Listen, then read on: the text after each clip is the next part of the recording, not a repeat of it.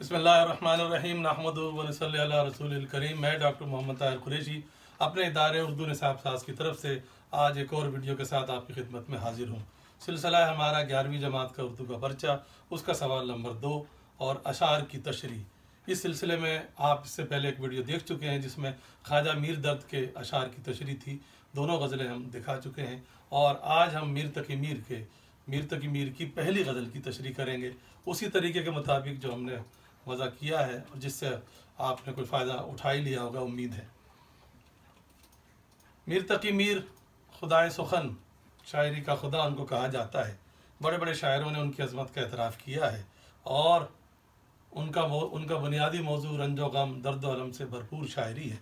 इसलिए कुछ लोग गलती समझते हैं कि उनके यहाँ सारे अशार दुख के गम के मिलेंगे आपको, लेकिन ऐसा नहीं है। उनके यहाँ खुशी के भी शेर भी मिलते हैं, कुछ अखलाकी शायरी भी बहुत उम्दा की है, थोड़े बहुत सूफियाना अशार भी मिल जाते हैं, लेकिन वो उनकी वजह शोहरत नहीं बनी। उनकी वजह शोहरत है उनका दर्द व गम से भरपूर लहजा, सुलगता हुआ लहजा, दिल में उतर जाने वाला लहजा, जिसने उर्दू शायरी को ऐसा मुतासिर किया कि उसके असर से अभी तक उर्दू शायरी निकल नहीं पा रही। जब भी कोई दुख भरी शायरी करता है तो लोग फ़ौरन मीर की तरफ देखने लग जाते हैं कि आया उस जैसी की है, उसके करीब करीब की है या उससे अच्छी की है। वैसे तो ये वीडियो सबके लिए ही, उन लोगों के लिए जो बाज़ौक़ लोग हैं, जो अशार की तशरीह समझना चाहते हैं, उनके लिए तो मुफीद है ही, लेकिन मैं ख़ास तौर पे मुखातिब हूँ अपने DJ Sindh government science college के तलबा से, और उनको हिदायत की जाती है कि वो किताब खोल के बैठे, मीर तकी मीर की पहली गज़ल को सामने रखें और कलम कापी हाथ में रखें, ज़रूरी चीज़ें वो लिखते रहें। और अगर कोई पूछना हो तो वीडियो के बाद नीचे ही कमेंट्स में, तबसरे में वो सवाल कर सकते हैं, कोई बात पूछ सकते हैं, और अपनी हाज़िरी लगवाएं, उसमें रोल नंबर लिखें और अपना नाम लिखें। अब चलते हैं मीर तकी मीर की पहली गज़ल की तशरीह की तरफ। मशहूर ज़माना गज़ल है, थोड़ी सी लंबी बहर है। उल्टी हो गई सब तदबीरें, कुछ न दवा ने काम किया, देखा इस बीमारी दिल ने आखिर काम तमाम किया। उसको वही तरीक़ा नसर बनाते हैं हम जैसे पहले बनाते आए हैं। सब तदबीरें उल्टी हो गई, दवा ने कुछ काम ना किया। पहले मिसरे को हमने 2 जुमले बना दिए। देखा इस बीमारी दिल ने आखिर काम तमाम किया, ये नसर ही की तरतीब में है। अब इसको आसान कीजिए। तदबीर, तरीक़ा, चाल, कोशिश। उल्टी हो गई मतलब कि फ़ायदे के बजाय नुकसान हो गया, तो सारी कोशिशें फ़ायदे के बजाय नुकसान देने लग गई और किसी दवा से भी कोई फ़ायदा नहीं हुआ। फिर जता रहे हैं, किसको जता रहे हैं? देखा हम कहाँ बोलते हैं इस लहजे में, देखा यानी मैं पहले ही कहता था, देखा ये हो गया ना, देखा वहाँ नहीं पहुँचा ना। देखा तवज्जो दिलाने के लिए कह रहे हैं कि देखा इस बीमारी दिल ने, बीमारी दिल की बीमारी इश्क व मोहब्बत को कहा जाता है। तो शायर अपने आप से ही मुखातिब है और कह रहा है कि मैं पहले ही रोकता था, अपने दिल से मुखातिब है कि दिल की बीमारी ना लगाई जाए, यानी दिल से मुखातिब है कि दिल बीमार ना हो। अजीब व गरीब बात है, यानी शायर मुखातिब है कि इश्क व मोहब्बत ऐसी चीज़ है जो एक दफ़ा इंसान को लग जाए फिर वो उसका पीछा सारी ज़िंदगी नहीं छोड़ती। उसके बचने के लिए, उससे निकलने के लिए वो 1000 कोशिशें करता है, 100 जतन करता है, दवा दारू भी करता है और इलाज भी करता है, दुआएं भी करता है, लेकिन इश्क में जो एक मरतबा पड़ गया वो पड़ गया। और ये बीमारी ऐसी मूजी बीमारी है, ऐसा ख़तरनाक मरज़ है जो इंसान की जान लेकर ही छोड़ता है।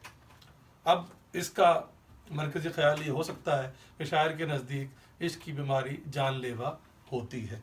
इसका मुमासिल शेर ये हो सकता है, तदबीर मेरे इश्क की क्या फ़ायदा तबीब, अब जान ही के साथ ये आज़ार जाएगा। अगले शेर को देखते हैं। अहद जवानी रो रो काटा, पीरी में ली आँखें मूंद, यानी रात बहुत थे जागे, सुबह हुई आराम किया। नसर बनाते हैं। अहद जवानी रो रो काटा तरतीब में ही है, पीरी में आँखें मूंद ली। दूसरे मिसरे को देखते हैं। यानी रात बहुत जागे थे, सुबह हुई आराम किया, वो तरतीब में है। अहद जवानी का अहद का मतलब वादा भी होता है और दौर भी होता है, लेकिन यहाँ दौर मुराद है। ये बात बार बार बताई जाती रहती है कि एक लफ्ज़ के अगर कई माने हों तो वही माने लिए जाएंगे जो वहाँ मुराद हों। तो अहद जवानी का दौर। रो रो कर काटा, मुश्किलात में दुखों के हाथों परेशान रहे। पीरी में, पीरी बुढ़ापा, پیری میں آنکھیں موند لی. آنکھیں موند لینا محاورہ ہے. محاورے بھی آپ کے نصاب میں شامل ہیں, ان کے جملے بنوائے جاتے ہیں آپ سے. وہ جب محاورے کا سوال آئے گا تو یہ محاورہ بھی شامل ہوگا. آنکھیں موند لینا, مر جانا. محاورے کی پہچان یہ ہے کہ اس میں لفظی مطلب نہیں لیا جاتا, حقیقی مطلب نہیں لیا جاتا, بلکہ مجازی مطلب لیا جاتا ہے. لفظی مطلب ہے آنکھیں بند کر لینا, اور اصلی مطلب ہے مر جانا. تو اس کو ہم آسان کر رہے ہیں. جوانی کا دور دکھوں میں گزار دیا, بڑھاپا آیا تو مر گئے. اب دوسرے مصرے میں مثال دے رہے ہیں. یعنی ہماری تو وہ مثال ہو گئی کہ ساری رات جاگے تھے اور صبح ہوئی تو آرام کیا. یعنی کوئی مریض ساری رات بیماری کی وجہ سے جاگتا رہے, تڑپتا رہے, پریشان رہے, اور جب صبح ہو تو وہ سوچے کہ شاید آرام ملے گا, لیکن اس کو ہمیشہ کا آرام مل گیا. یعنی آرام کے بجائے اس کو موت نے آ کر اپنے پنجے میں گرفتار کر لیا. شاعر یہ کہہ رہا ہے کہ ہماری ساری زندگی روتے دھوتے گزری ہے, غموں میں گزری ہے, پریشانی میں گزری ہے. ہم نے سوچا چلو جوانی اچھی نہیں گزری, شاید بڑھاپے میں کچھ سکون ہو. ایسا ہوتا بھی ہے اکثر کہ جن لوگوں کی جوانی اچھی نہیں گزرتی, بعض لوگوں کی ان کا بڑھاپا اچھا گزرتا ہے. لیکن یہاں ہوا کیا, بڑھاپا تو اچھا کیا گزرنا تھا, بڑھاپا آیا تو موت بھی آ گئی.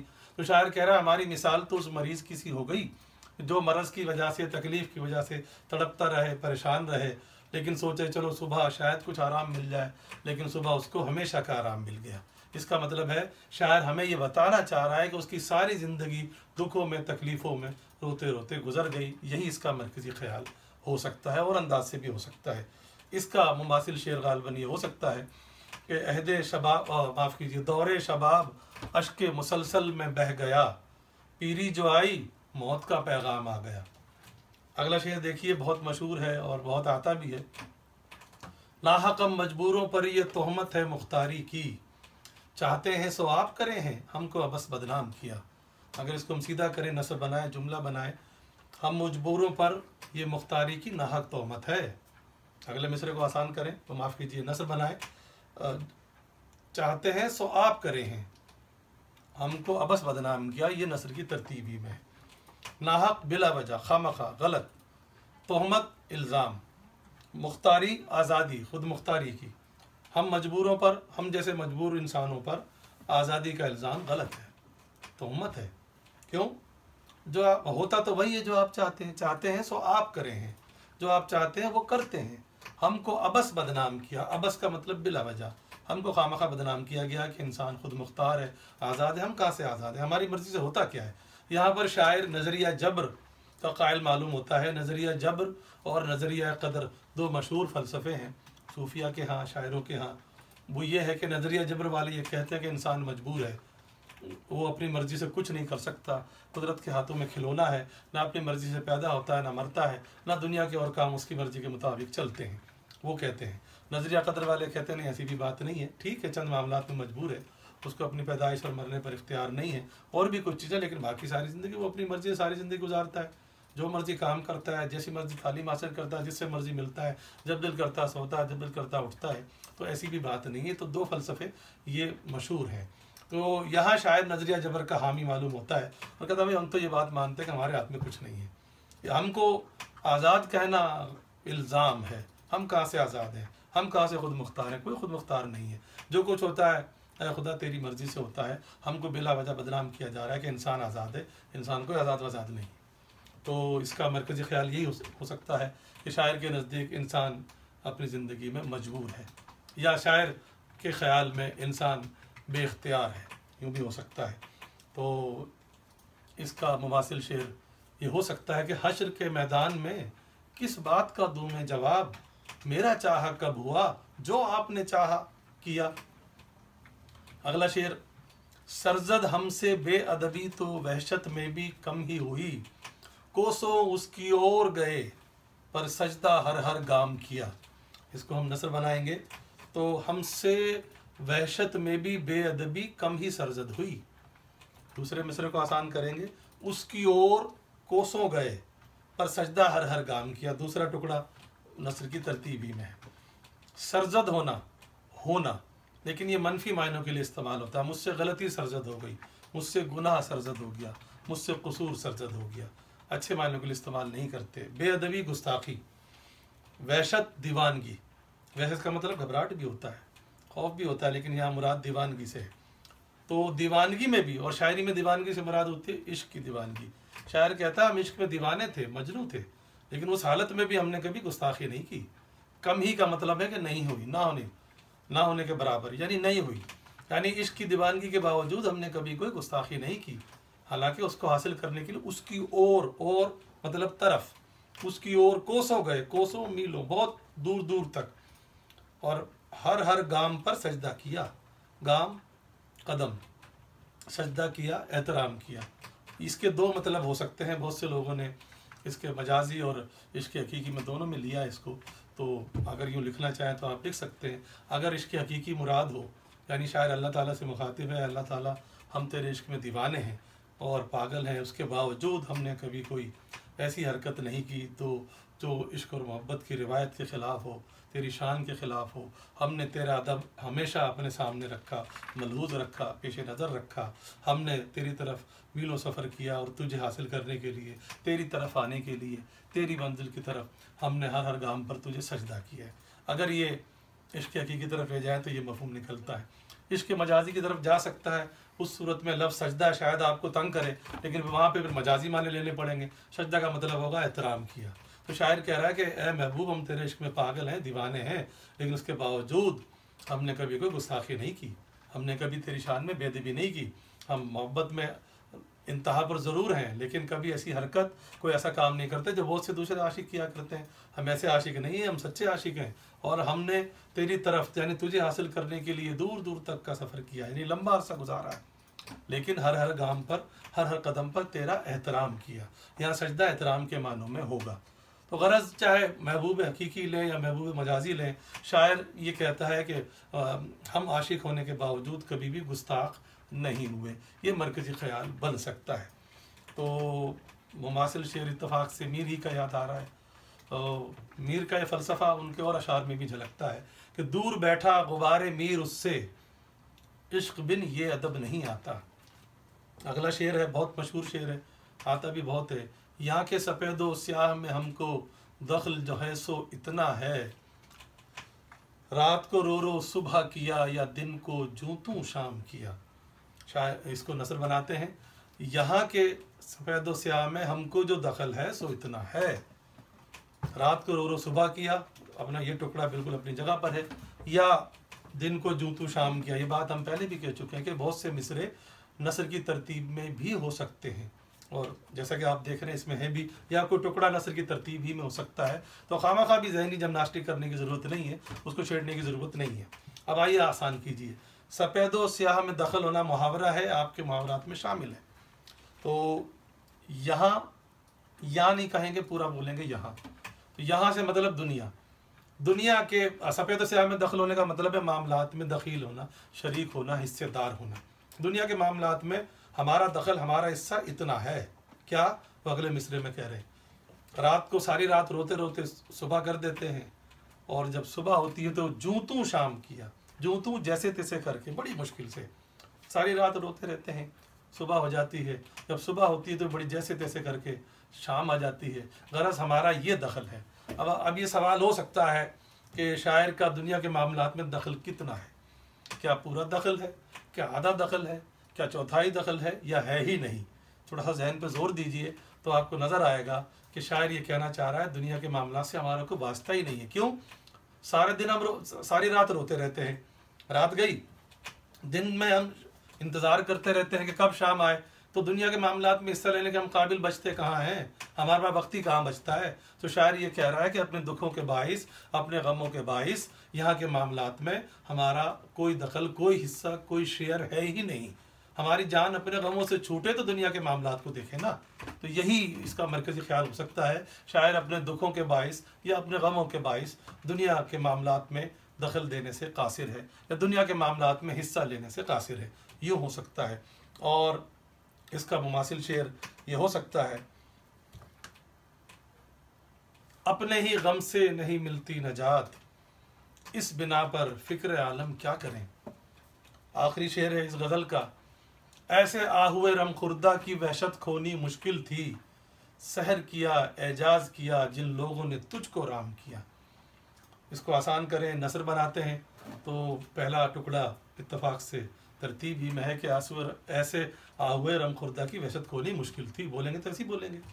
اور دوسرا مصرع، وہ ٹکڑا بدل سکتا ہے آسانی کے لیے، جن لوگوں نے تجھ کو رام کیا، سحر کیا، اعجاز کیا، یا ایسے بھی چھوڑ سکتے ہیں ٹکڑے اپنی ترتیب ہی میں۔ اب آئیے، آہو ہرن، رم خوردہ بھاگنے دوڑنے والا، ایک جگہ پر نہ ٹکنے والا، خوف زدہ ہرن۔ آپ نے کبھی فلموں میں یا کبھی دستاویزی فلم میں کبھی دیکھا ہوگا، ہرن کو آپ دیکھیں گے تو ہرن بہت تھوڑی دیر کے لیے ایک جگہ پہ ٹکتا ہے۔ اگر وہ پانی بھی پی رہا ہوتا ہے تو ایک گھونٹ لے کے سر اٹھا کے آس پاس دیکھتا ہے، زیادہ لیتا ہے، اس کو اپنے شکار ہونے کا خطرہ بہت لگا رہتا ہے۔ تو یہاں اسی کی بات ہو رہی ہے کہ ایسے ہرن کی وحشت کو کھونا یعنی ختم کرنا، وحشت دیوانگی یا گھبراہٹ۔ اوپر کے شعر میں دیوانگی کا مطلب تھا، لیکن یہاں گھبراہٹ خوف کے معنوں میں۔ ایسے خوف زدہ ہرن کی گھبراہٹ کو، خوف کو ختم کرنا مشکل کام تھا۔ کیسے ہرن کی؟ بھائی کس کو کہا ہرن؟ دوسرے مصرعے سے واضح ہو رہا ہے، جن لوگوں نے تجھ کو رام کیا۔ اس کا مطلب ہے شاعر اپنے محبوب کو ہرن سے تشبیہ دے رہا ہے، وہ ہرن جو خوف زدہ ہرن ہے، گھبرایا ہوا ہرن ہے، چوکنا رہتا ہے۔ اس کی گھبراہٹ کو ختم کرنا آسان نہیں ہے، وہ تو اس کی جبلت میں ہے، اس کے مزاج میں ہے، اس کے خمیر میں، اس کے خون میں ہے۔ تو یعنی کہ وہ تو پیدائشی گھبرایا ہوا ہوتا ہے۔ تو محبوب بھی بھروسہ کسی پہ نہیں کرتا، آسانی سے کسی پر اعتبار نہیں کرتا، اور کسی محبت تو کرتا ہی نہیں ہے۔ اردو شاعری کا محبوب تو کرتا ہی نہیں ہے۔ تو شاعر یہی کہہ رہا ہے کہ تعجب ہے بھائی تیرے جیسے آدمی کی، جو کہ اس ہرن سے ملتا جلتا ہے، جو کہ خوفزدہ ہرن ہوتا ہے، جو کسی پہ بھروسہ نہیں کرتا، چوکنا رہتا ہے، اس کو قائل کر لینا، اس کو رام کر لینا۔ رام کرنا پھر ایک محاورہ آ گیا، رام کرنا، قائل کر لینا، راضی کر لینا، منا لینا، آج کل کی عوامی زبان میں پٹا لینا۔ تو اگر جن لوگوں نے تیرے جیسے کو، جو محبت پہ اعتبار کرتا ہی نہیں تھا، تیرے جیسے کو قائل کر لیا، راضی کر لیا، آمادہ کر لیا، کس چیز کے لیے؟ محبت کے لیے، تو ان لوگوں نے سحر کیا۔ سحر کا مطلب جادو، اعجاز کیا، کرشمہ کیا، معجزہ کیا۔ ان لوگوں نے کوئی چھوٹا کام کیا ہے؟ اس کا مطلب شاعر کہہ رہا ہے کہ شاعر ان لوگوں کی تعریف کر رہا ہے کہ جن لوگوں نے اس کے محبوب کو محبت کے لیے آمادہ کر لیا ہے۔ شاعر کہہ رہا ہے اور تسلیم کر رہا ہے بالواسطہ طور پہ کہ اس کا مطلب ہے کہ ہم تو یہ کام کبھی کر ہی نہیں سکے، ہم نے تو 100 جتن کر لی ہے، لیکن محبوب محبت کے لیے آمادہ ہوا ہی نہیں۔ محبوب تو اس خوفزدہ ہرن کی طرح اس کا مزاج تھا، لیکن اب میں دیکھتا ہوں کہ محبوب بھی محبت کرنے پہ آمادہ نظر آتا ہے، تیار نظر آتا ہے۔ تو ایسا کام کس نے کیا؟ یہ تو کارنامہ ہے، یہ تو کرشمہ ہے، یہ تو جادو ہے۔ تو ہم تو بہرحال ان کی تعریف ہی کریں گے، ہمیں ان سے جلن محسوس نہیں ہو رہی۔ ہم کہہ رہے ہیں چلو ہم سے نہ صحیح، چلیے اس کا مماثل شعر اتفاق سے ذہن میں آ رہا ہے، مرکزی خیال اس کے بعد لے لیں گے ہم، اور یہ فلم میں استعمال ہوا ہے۔ ہم سے نہ صحیح، غیروں سے صحیح، تمہیں دل کا لگانا آ تو گیا، دنیا میں کسی کے ہو تو گئے، تمہیں پیار نبھانا آ تو گیا۔ اور اس کا مرکزی خیال یہ ہو سکتا ہے، شاعر ان لوگوں کی تعریف کر رہا ہے کہ جن لوگوں نے اس کے محبوب کو محبت کے لیے آمادہ کر لیا۔